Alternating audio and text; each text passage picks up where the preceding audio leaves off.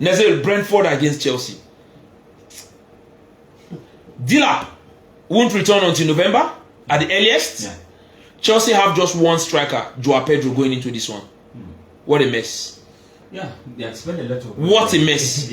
But they have recalled Mark Guehi from his loan spell. But there's a reason why he was sent alone initially, because they realized that he need game time to develop, and he's not going to get that game time at Chelsea. With Chelsea's ambition, they don't need a player that is still developing. They are looking for a developed player, because they have that in Liam Delap. They used to have that in Nicolas Jackson. Now they have just Joao Pedro.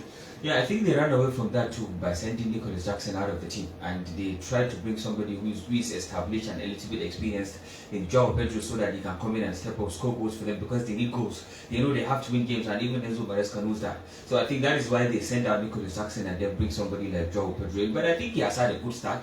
He has scored goals in 2 of the 3 games that Chelsea have played this season, and he has delivered quite alright. 2 of those goals are from corners, in which he headed them into the back of the net. But I think it has been a good start for Chelsea. They are winning games they are supposed to win, and this kind of game against Brentford is the. But how come nobody is calling them Corner FC?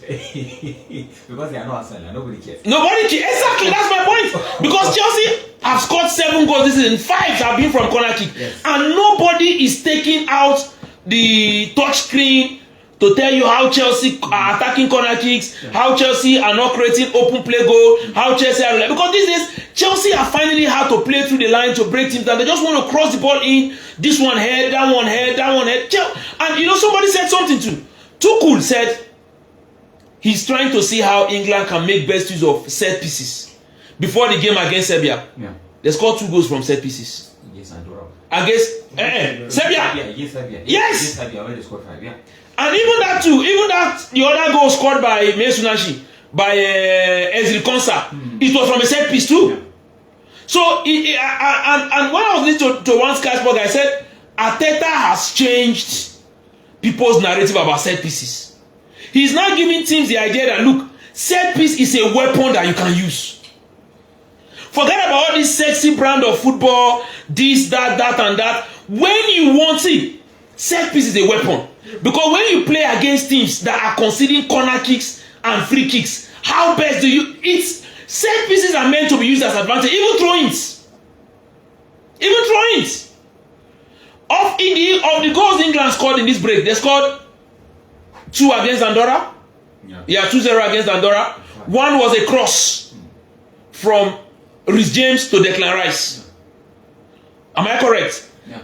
The other one, the own goal, it was a cross. It was a cross too. Yeah, it was a cross, I think, from Magnifico.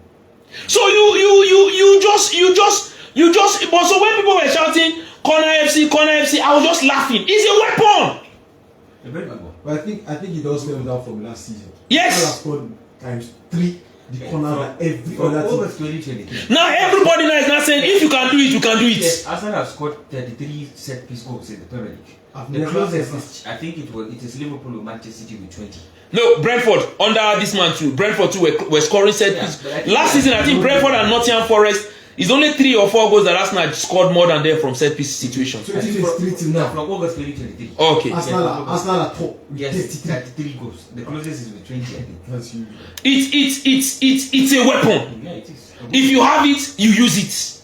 Because you can't have all of those heights and you are wasting them. Of course. It's not possible.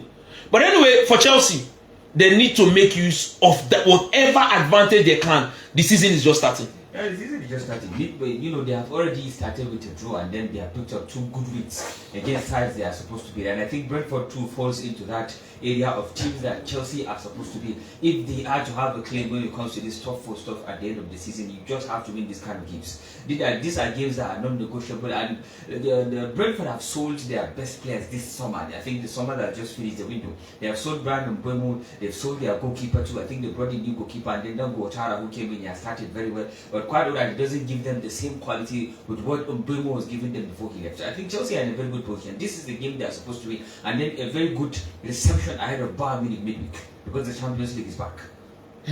Ralph, what do you think about Chelsea? Yeah, definitely. They look like a team that wants to pick up points regardless of how they do it. And I think we saw it especially in the game against Fulham. They struggled in the first 30 to 40 minutes of that game, but immediately they went to goal up. In the second half, they tried to kill the game, and it was both set pieces here, but you could see the lapses in the team going forward. You can say, okay, yeah, they're missing their most important player in Kopama, especially down the middle, so you can cut them some slack and probably some little bit of fatigue from the Club World Cup and all of that. But at the same time, Chelsea are picking up points, and the thing about it is this point will eventually come in handy when the legs are heavier than now. And two of their best players in attack played for Brazil. So 2 days ago, so I don't know if they are going to start this one. That's João Pedro and Esteban. But if they are going to miss those two players, especially in the first 45 minutes, then they might struggle. Brentford look like a different Brentford under Keith Andrews. They are not as energetic as they used to be. They are not as compact as they used to be. And you understand. But at the same time, if you want to pick up, if you want to build confidence as a team, especially for Brentford, and you want to pick up as many points as possible, it starts from making sure that you create something that can make the fans energetic and also hopeful about what happens against Chelsea. So I'm sure Keith Andrews will just tell his players, go in there, fight for every ball, win every second duel, and let's see what can let's see what can get out of this game. But for Chelsea, I think she can easily 3 points for them, especially where Brentford.